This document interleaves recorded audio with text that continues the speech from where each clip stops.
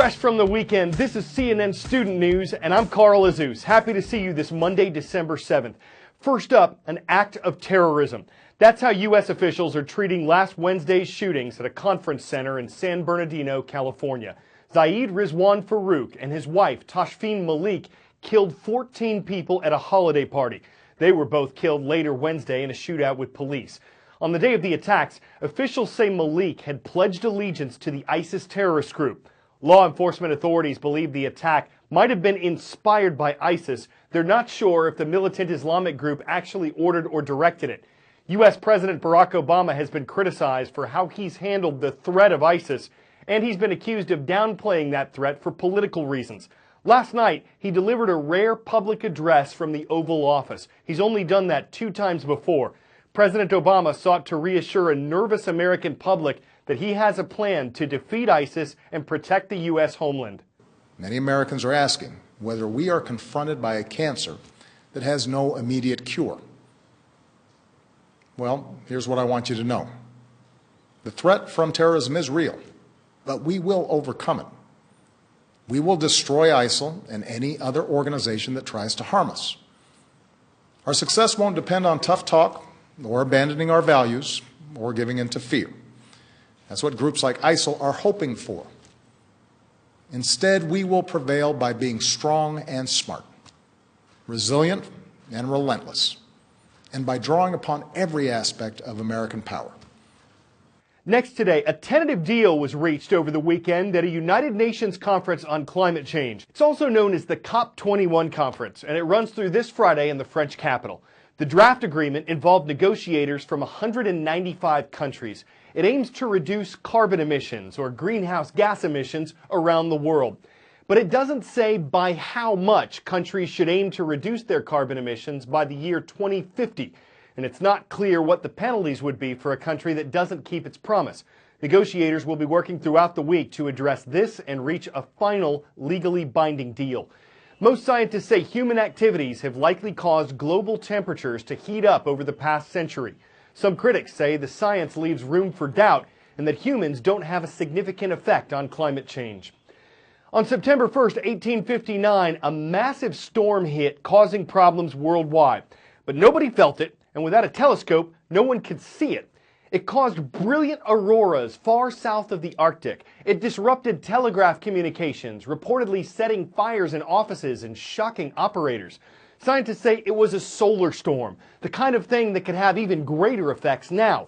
The White House released an action plan 2 months ago to coordinate with other countries and restore services in the U.S. in the event of bad weather in space.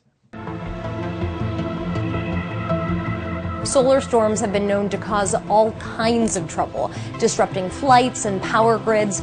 Sounds kind of scary. So how worried should we actually be? The weather on the sun is a little different than the weather here on Earth. It consists of solar wind, solar flares, and coronal mass ejections, which are these giant bubbles of plasma and magnetic fields from the sun that send high-speed particles into space. These storms can last a few minutes or several hours. And even though they're happening over 90 million miles away, they're so powerful that their effects can linger in our magnetosphere and atmosphere for days or weeks. If directed at Earth, these flares and CMEs create geomagnetic storms that then dazzle us with spectacular auroras. But that's the fun part. Beyond a light show, these solar storms can harm most modern-day technology like satellites, communication systems, power grids, and airplanes. They can make airplanes disappear from radar detection and cause major blackouts. In 1989, a solar storm caused a blackout in Canada that left 6 million without power for 12 hours. While our technology is at the mercy of these solar storms, our bodies are not. That's because the Earth's atmosphere shields us from harmful radiation. But astronauts who are traveling through space won't be as lucky. Shielding astronauts from the space weather is something NASA is working on right now to make sure our astronauts are safe and shielded on future deep space missions. But back here on Earth, there's a facility in Boulder, Colorado that monitors the sun's forecast. It's called the Space Weather Prediction Center. So by getting ahead of the space weather, we can better protect our technology.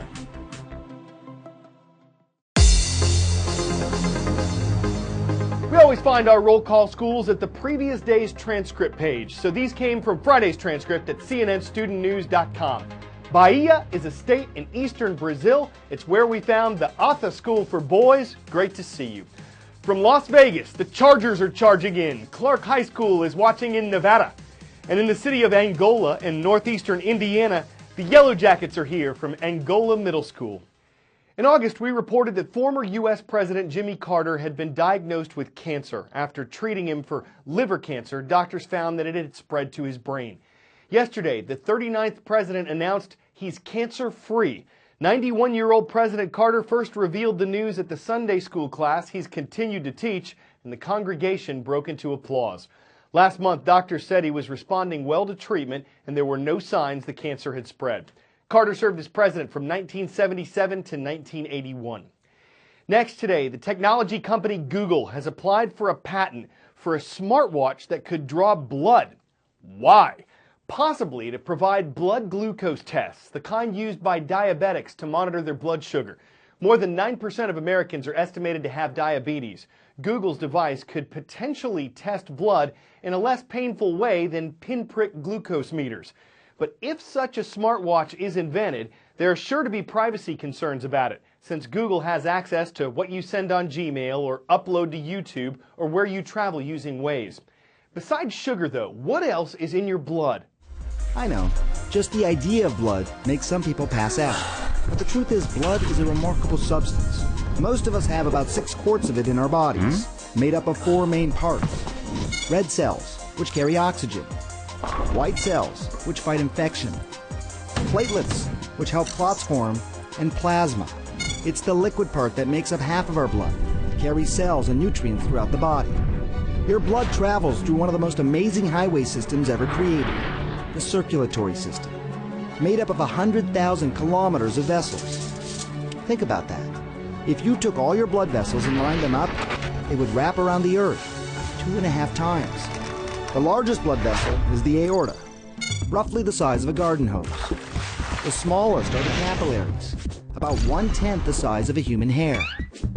While blood can zoom quickly through the bigger blood vessels, by the time it gets to the capillaries, everything moves much more slowly. The cells all have to line up, single file. That's because this is where the action happens. The oxygen, nutrients, and other good stuff is dropped off, and the toxins and waste are picked up. Of course, none of this works without the heart. It beats 100,000 times a day, 35 million times a year, 2.5 billion times over your whole life. It will pump 1 million barrels, enough to fill 3 supertankers. We humans have a heart that's about the size of your fist and beats around 75 times a minute, about the same as a sheep. A whale's heart is about the size of a compact car and beats just 5 times a minute. While you hardly ever think about it, right now, blood, this remarkable substance of energy and plasma, is surging in your body through a wondrous maze, and you wouldn't be able to do what you do without it. Sooner or later, every kid finds out the truth, that some Santa Clauses are better than others. So there's a school that helps Santas be the best Santas they can be. When it started in 1937, it used to teach about 5 Santas a year. Today, it's around 125. They learn how to keep their beards curled and rounded, what it's like to ride the Polar Express, to answer whatever questions the little ones have, and most importantly, to show kids that they're listening, that they care.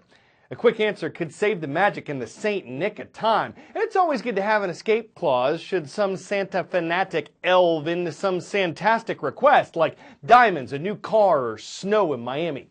I'm Carl Azus, hoping all your holiday dreams come true.